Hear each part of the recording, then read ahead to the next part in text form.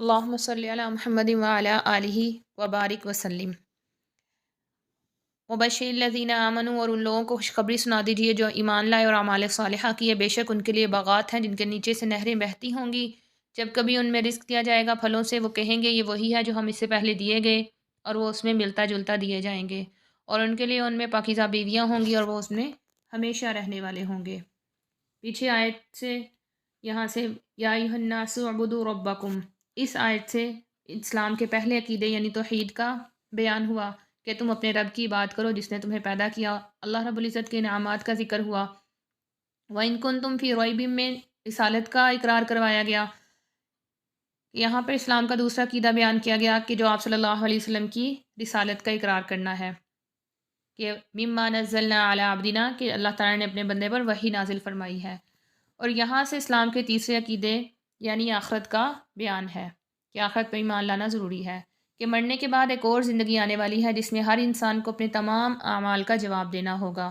اگر ایمان کے ساتھ نیک اعمال کیے ہوں گے تو جنت نصیب ہوگی، جس کی صرف ایک جھلک جو ہے وہ اس آیت میں بیان کی گئی ہے، کہ اس آیت میں بتایا گیا ہے کہ جنت میں جب اہل جنت کو پھل دیے جائیں گے تو وہ کہیں گے یہ وہی ہے جو ہمیں اس سے پہلے کھانے کو دیا گیا۔ تو اس کا ایک مطلب تو یہ ہو سکتا ہے کہ جنت میں وقفے وقفے سے ایسے پھل دیے جائیں گے جو دیکھنے میں بالکل ملتے جلتے ہوں گے، لیکن لذت اور ذائقے میں ہر پھل نیا ہوگا۔ دوسرا مطلب یہ ہے کہ جنت کے پھل دیکھنے میں دنیا کے پھلوں کی طرح ہوں گے، اس لیے انہیں دیکھ کر یہ جنتی کہیں گے کہ یہ تو وہی پھل ہیں جو ہم اس سے پہلے یعنی دنیا میں ملے تھے، لیکن جنت میں ان کی لذت اور خصوصیات دنیا کے پھلوں سے کہیں زیادہ ہوگی۔ صرف اور صرف ان کے ناموں کے لحاظ سے اشتراک ہوگا، ذائقے اور لذت کے لحاظ سے اشتراک نہیں ہوگا۔ وَلَهُمْ فِيهَا أَزْوَاجٌ مُطَهَّرَةٌ، پاکیزہ بیویاں ہوں گی۔ اس سے مراد یہ ہے کہ وہاں پر اللہ رب العزت جو بیویاں ان کو عطا فرمائیں گے وہ دنیا کی تمام ظاہری اور اخلاقی گندگیوں سے پاک ہوں گی، یعنی پیشاب پاخانہ، حیض و نفاس، اس طرح کی ہر قسم کی ناپاکی اور گندگی جس سے انسانی فطرت کو نفرت ہوتی ہے اس سے پاک ہوں گی۔ اسی طرح بدخلقی اور بے وفائی کے عیبوں سے بھی پاک ہوں گی۔ پھر آخر میں فرمایا کہ وَهُمْ فِيهَا خَالِدُونَ، وہ اس میں ہمیشہ رہیں گے، یعنی جنت کی نعمتوں کو دنیا کی نعمتوں کی طرح نہ سمجھیں کہ جو کبھی ختم ہو جاتی ہیں اور کبھی چھن جاتی ہیں، بلکہ وہاں پر جو نعمتیں ہوں گی وہ ہمیشہ ہمیشہ کے لیے ہوں گی، اور وہ لوگ وہاں پر ہمیشہ ہمیشہ خوش و خرم رہیں گے۔ یہاں پر مومنین کو جنت کی بشارت سنانے کے لیے ایمان کے ساتھ اعمال صالحہ کی بھی شرط لگائی ہے۔ اس سے معلوم ہوتا ہے کہ ایمان بغیر اعمال صالحہ کے انسان کو اس بشارت کا مستحق نہیں بناتا، اگرچہ صرف ایمان کا ہونا بھی ہمیشہ کے لیے جہنم سے بچانے کے لیے ذریعہ ہے، یعنی جو مومن ہوں گے وہ ہمیشہ ہمیشہ کے لیے جہنم میں نہیں رہیں گے، اگرچہ گناہوں کی وجہ سے جائیں، لیکن ایمان ان کو اس جہنم میں ہمیشہ رہنے سے بچا لے گا۔ لیکن جنت کا مستحق ہونے کے لیے اس کو اعمال صالحہ کرنے ہوں گے۔ ان اللہ لا یستحیی، بے شک اللہ تعالیٰ نہیں شرماتے یہ کہ وہ بیان کرے مچھر کی مثال یا اس سے بھی جو بڑھ کر ہے۔ بہرحال وہ لوگ جو ایمان لائے اور وہ کہتے ہیں پس وہ جانتے ہیں کہ بے شک ان کے رب کی طرف سے حق ہے، اور بہرحال وہ لوگ جو کافر ہیں وہ کہتے ہیں کیا ارادہ کیا اللہ تعالیٰ نے اس مثال کے ساتھ۔ تو اللہ رب العزت گمراہ کرتے ہیں اس کے ساتھ بہتوں کو، اور وہ رہنمائی کرتے ہیں اس کے ساتھ بہتوں کی، اور نہیں گمراہ کرتا اس کے ساتھ مگر فاسقوں کو۔ چند آیات پہلے قرآن کریم کا یہ دعویٰ تھا کہ قرآن کریم میں کوئی شک و شبہ نہیں ہے، اگر کسی کو اس کے کلام الہی ہونے میں شک ہے تو اس کی چھوٹی سی کسی صورت کے مثل بنا کر دکھلا دیں۔ اسی طرح بعض کافروں نے قرآن کریم پر یہ اعتراض کیا تھا کہ اس میں کچھ مثالیں مکھی، مچھر، مکڑی وغیرہ کی دی گئی ہیں، اگر یہ واقعی یعنی وہ اس بات کو تو اس کے مثل صورت لانے سے تو عاجز تھے، لیکن انہیں دوسرا اعتراض کر دیا کہ اگر یہ واقعی اللہ تعالیٰ کا کلام ہے تو اس میں ایسی حقیر چیزوں کا ذکر نہ ہوتا۔ لیکن ظاہر اعتراض بڑا ہی بے تکا تھا، کیونکہ مثال ہمیشہ مضمون کی مناسبت سے دی جاتی ہے۔ اگر کسی حقیر و ذلیل کی مثال دینی ہو تو ایسی ہی کسی چیز سے دی جاتی ہے جو حقیر و ذلیل ہو۔ یہ کسی کلام کا عیب تو کیا ہوتا بلکہ اس کی فصاحت اور بلاغت کی دلیل سمجھی جاتی ہے، لیکن یہ بات ان کی سمجھ میں ہی آتی ہے جو طالب حق ہوں اور حق پر ایمان لا چکے ہوں، لیکن جنہوں نے کفر کی قسم کھا رکھی ہے انہیں تو ہر بات پر ہر حالت میں اعتراض کرنا ہے، اس لیے ایسی بیتوکی باتیں کہتے ہیں۔ تو اللہ تعالیٰ ایسی چیزوں کے ذکر سے نہیں شرماتے، اور یہ بھی بتلا دیا کہ ایسے بے وقوفانہ جو شبہات ہیں صرف ان لوگوں کو پیدا ہوتے ہیں جن کے دلوں اور دماغوں سے ان کے کفر کی وجہ سے سمجھنے بوجھنے کی صلاحیت ختم ہو چکی ہو۔ ایمان والوں کو کبھی بھی ایسے شبہات نہیں ہوتے۔ اس کے بعد ایک اور حکمت بھی بتلا دی کہ ایسی مثالوں سے لوگوں کا ایک امتحان بھی ہوتا ہے کہ فکر و نظر والوں کے لیے مثالیں ہدایت کا سامان پیدا کرتی ہیں، اور بے پرواہی برتنے والوں کے لیے اور زیادہ گمراہی کا سبب بن جاتی ہیں۔ اور یہ بھی بتلا دیا کہ قرآن کریم کی ان مثالوں سے صرف ایسے لوگ جو سرکش ہوتے ہیں وہی گمراہ ہوتے ہیں، اللہ تعالیٰ سے کیے ہوئے عہد کو توڑتے ہیں، اور جن تعلقات اور روابط کو اللہ نے جوڑنے کا حکم دیا ہے یہ ان کو توڑتے ہیں، جس کا نتیجہ کیا ہوتا ہے کہ وہ زمین میں فساد پھیلاتے ہیں۔ آگے یہاں پر ہے بعوضۃ فما فوقہا، کہ جو مچھر کی یا جو اس سے بھی بڑھ کر ہو، مثلا حقارت میں اس سے بھی بڑھ کر ہو، جیسا کہ دوسری جگہ پہ آتا ہے کہ اللہ کے نزدیک دنیا کی مثال مچھر کے پر کے برابر ہے، تو مچھر کا پر گویا اس سے بھی حقیر ہوا۔ یضل بہ کثیرا ویہدی بہ کثیرا، یعنی اس آیت سے معلوم ہوتا ہے کہ قرآن پاک جو ہے، قرآن پاک کی ان مثالوں سے بہت سے لوگوں کو ہدایت ملتی ہے اور بہت سے لوگوں کے حصے میں گمراہی آتی ہے۔ لیکن یہ بات بھی آگے بیان کر دی وما یضل سے، کہ صرف گمراہی ان لوگوں کے حصے میں آتی ہے جو اللہ کی اطاعت سے نکل جانے والے ہوں، یعنی فاسق ہوں، اور جن میں کچھ بھی خدا تعالیٰ کا خوف ہوتا ہے ان کو اللہ پاک ہدایت عطا فرما دیتے ہیں۔ الذين ينقضون عهد الله من بعد ميثاقه ويقطعون ما امر الله به ان يوصل ويفسدون في الارض اولئك هم الخاسرون۔ عہد وہ معاملہ ہے، وہ صورت معاملہ ہے جو دو شخصوں کے درمیان طے ہو، اور میثاق ایسے معاہدوں کہتے ہیں جو قسم کے ساتھ مضبوط کر دیا جائے۔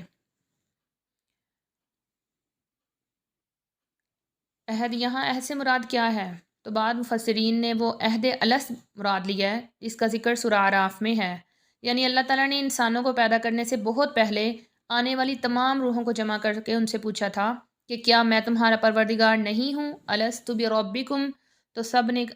اللہ تعالیٰ کے پروردگار ہونے کا اقرار کر کے عہد کیا تھا کہ وہ اللہ تعالیٰ کی اطاعت کریں گے، یعنی انہوں نے کہا تھا بلا و ربنا، کیوں نہیں آپ ہی ہمارے پروردگار ہیں۔ پھر اس آیت میں عہد کو پختہ کرنے سے مراد بظاہر یہ ہے کہ ہر دور میں اللہ تعالیٰ کے رسول آتے رہے جو اس عہد کو یاد دلا کر اللہ تعالیٰ کے خالق اور مالک ہونے پر دلائل قائم کرتے رہے۔ اس عہد کی ایک اور تشریح بھی ممکن ہے، وہ یہ کہ اس سے مراد وہ عملی اور خاموش عہد ہے جو ہر انسان پیدا ہوتے ہی اپنے خالق اور مالک سے کرتا ہے۔ یہ بالکل ایسا ہی ہوگا جیسے ہر شخص جو کسی بھی ملک میں پیدا ہوتا ہے وہ اس ملک کا شہری ہونے کے ناطے یہ خاموش عہد کرتا ہے کہ وہ اس ملک کے قوانین کا پابند ہوگا، خواہ زبان سے اس نے کچھ کہا ہو یا نہ کہا ہو، لیکن اس کا کسی ملک میں پیدا ہونا ہی اس عہد کے قائم مقام ہے۔ اسی طرح کائنات میں جو شخص بھی پیدا ہوتا ہے وہ خود بخود اس عہد کا پابند ہو جاتا ہے کہ وہ اپنے پیدا کرنے والے کی ہدایات کے مطابق زندگی گزارے گا۔ اس عہد کے لیے زبان سے کچھ کہنے کی ضرورت نہیں ہے۔ غالباً اسی وجہ سے اگلی آیت میں اللہ تعالیٰ نے فوراً یہ ارشاد فرمایا کہ تم اللہ تعالیٰ کے ساتھ کفر کا طرز عمل آخر کیسے اختیار کر سکتے ہو حالانکہ تم بے جان تھے، اس نے تمہیں زندگی بخشی۔ یعنی اگر ذرا غور کرو تو صرف یہ بات کہ اس نے تمہیں پیدا کیا ہے تمہاری طرف سے یہ عہد و پیمان ہے کہ تمہارے لیے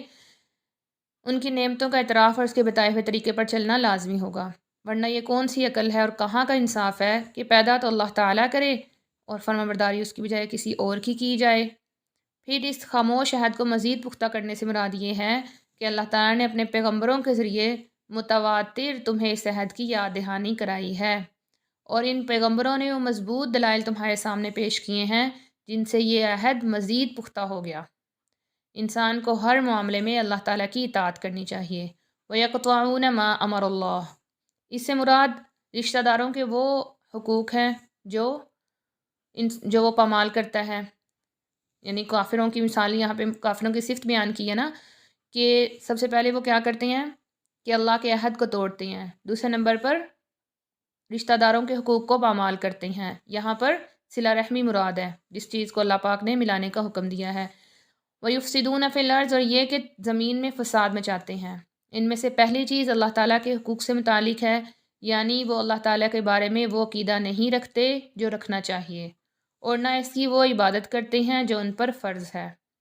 اور دوسری یعنی وَيَقْطَعُونَ مَا أَمَرَ اللَّهُ اور وَيُفْسِدُونَ فِي الْأَرْضِ، یہ دوسری اور تیسری چیز کا تعلق حقوق العباد سے ہے۔ اللہ تعالیٰ نے مختلف رشتوں کے جو حقوق مقرر فرمائے ہیں، ان کی ٹھیک ٹھیک ادائیگی سے اور ان کی تمام حقوق و فرائض کو نبھانے سے ہی ایک حقیقی معاشرہ جو ہے وجود میں آتا ہے۔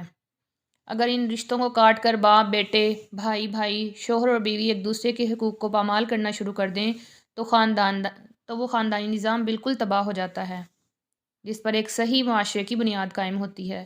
لہٰذا اس کا لازمی نتیجہ کیا ہوگا کہ زمین میں فساد برپا ہو جائے گا۔ اس لیے قرآن کریم نے رشتوں کے کاٹنے کو زمین میں فساد مچانے سے تعبیر کیا ہے۔ آگے سورہ محمد میں بھی ایک ساتھ ملا کر ان دونوں چیزوں کا ذکر آیا ہے کہ فَهَلْ عَصَيْتُمْ إِن تَوَلَّيْتُمْ أَن تُفْسِدُوا فِي الْأَرْضِ وَتُقَطِّعُوا أَرْحَامَكُمْ أُولَٰئِكَ هُمُ الْخَاسِرُونَ، کہ یہی لوگ حقیقت میں خسارہ پانے والے ہیں۔ اگرچہ دنیاوی لحاظ سے اپنے آپ کو فائدہ میں سمجھ رہے ہیں، لیکن آخرت کے لحاظ سے حقیقی خسارہ پانے والے یہی ہیں۔ دنیا کا خسارہ کوئی قابل توجہ چیز نہیں ہے۔ وَكَيْفَ تَكْفُرُونَ بِاللَّهِ وَكُنْتُمْ أَمْوَاتًا، کیسے تم اللہ کا انکار کر سکتے ہو جبکہ تم مردہ تھے تو اس نے تمہیں زندہ کیا، پھر وہ تمہیں موت دے گا، پھر وہ زندہ کرے گا تم کو، پھر تم اسی کی طرف لوٹائے جاؤ گے۔ هُوَ الَّذِي خَلَقَ لَكُم مَّا فِي الْأَرْضِ جَمِيعًا ثُمَّ اسْتَوَىٰ إِلَى السَّمَاءِ فَسَوَّاهُنَّ سَبْعَ سَمَاوَاتٍ وَهُوَ بِكُلِّ شَيْءٍ عَلِيمٌ۔ اللہ وہ ذات ہے جس نے تمہارے لیے پیدا کیا جو زمین میں ہے سارے کا سارا، پھر وہ آسمان کی طرف متوجہ ہوا، پس اس نے ان کو 7 آسمانوں میں برابر کر دیا، اور وہ ہر چیز کو خوب جاننے والا ہے۔ انسان کو یہاں پر توجہ دلائی جا رہی ہے کہ تم اللہ کے ساتھ کفر کا طرز عمل کیسے اختیار کر سکتے ہو، جبکہ کائنات کی جتنی چیزوں سے تم فائدہ اٹھاتے ہو یہ ساری کی ساری اللہ تعالیٰ کی عطا فرمائی ہوئی ہیں۔ ان میں سے ہر چیز اللہ کی توحید کی گواہی دے رہی ہے، اس کے باوجود اس کے ساتھ کفر کا رویہ اختیار کرنا کتنی بڑی ناشکری ہے۔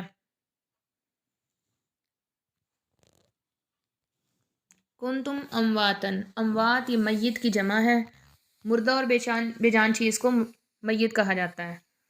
مراد یہ ہے کہ انسان اگر اپنی اصل حقیقت پر غور کرے تو معلوم ہوگا کہ اس کے وجود کی ابتدا وہ بے جان ذرات ہیں اور کچھ ایسی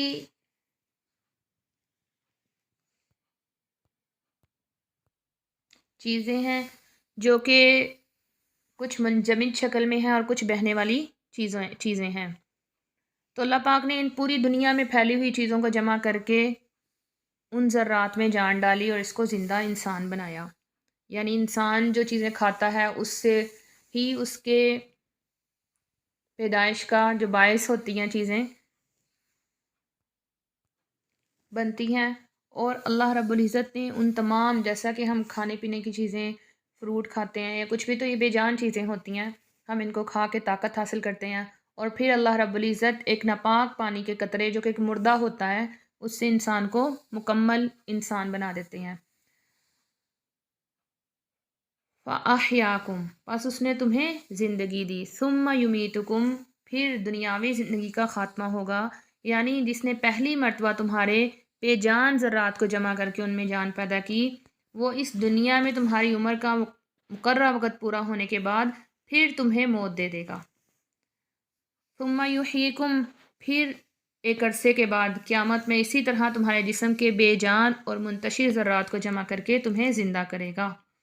اسی طرح ایک موت یعنی بے جان ہونا تمہاری ابتدا میں تھا، پھر اللہ تعالیٰ نے تمہیں زندہ کیا۔ دوسری موت دنیا کے پوری ہونے کے وقت، اور دوسری زندگی قیامت کے روز ہوگی۔ ثُمَّ إِلَيْهِ تُرْجَعُونَ، پھر تم اسی ذات کی طرف پھر کر جاؤ گے یعنی لوٹائے جاؤ گے۔ اس آیت میں اللہ تعالیٰ نے اپنے اس انعام و احسان کا ذکر کیا ہے جو ہر انسان کی اپنی ذات کے متعلق ہے۔ وہ سارے انعامات و احسانات اور جو کہ سارے انعامات اور احسانات کا مدار ہے یعنی زندگی۔ دنیا اور آخرت اور زمین آسمان کی جتنی نعمتیں انسان کو حاصل ہیں وہ سب اسی زندگی پر موقوف ہے۔ زندگی نہ ہو تو کسی نعمت سے فائدہ نہیں اٹھا سکتا۔ زندگی کا نعمت ہونا تو ظاہر ہے، لیکن اس آیت میں موت کو بھی نعمتوں کی فہرست میں شمار کیا گیا ہے۔